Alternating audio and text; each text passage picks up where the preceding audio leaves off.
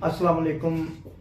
Programme एक सवाल एक जवाब में हकीम अब्दुल हमीद राव आपकी खिदमत में हाजिर है। चूँकि कल भी मोटापे पे एक वीडियो की थी, तो ये एक टॉपिक लंबा है, मैं आज इसको समेटने की कोशिश करता हूँ।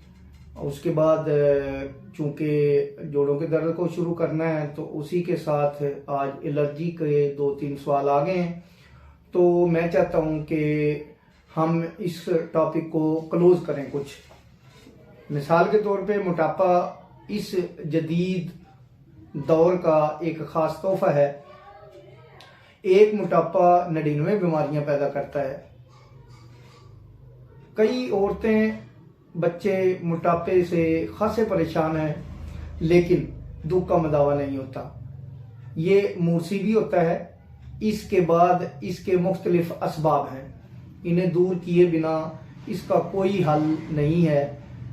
औरतों में हार्मोन की खराबी, रहम की सोजिश, बसियारखोरी, एलोपैथी अद्वियात का बेतहासा इस्तेमाल, चिकनाइयों का बेदरेग इस्तेमाल, ज़हनी टेंशन, जिगर के बाज़ अमराज इसके वजह से मोटापा हो जाता है।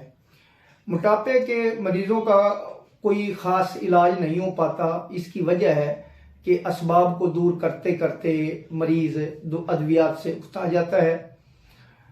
अगर उसको परहेज का कहा जाए तो वो कहता है कि हकीम साहब, ज़िंदगी का एक दिन मुकर्रर है, उस दिन मर जाना है, फिर इतनी पाबंदियां क्यों झेलें। अगर कोई परहेज के लिए तैयार हो भी जाता है तो जेब इजाज़त नहीं देती, इसलिए इसका इलाज नहीं हो पाता। अब मैंने इसमें काफ़ी वजूहात आपसे बयान की हैं।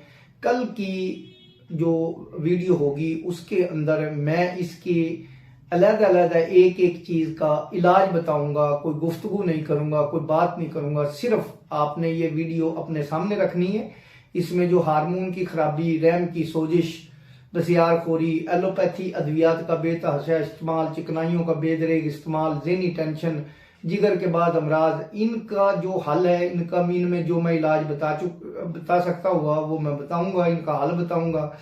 और उसके बाद इंशाल्लाह एक वीडियो एलर्जी की दे के फिर जोड़ों के दर्द पे हम इसको शुरू करेंगे। वस्सलाम।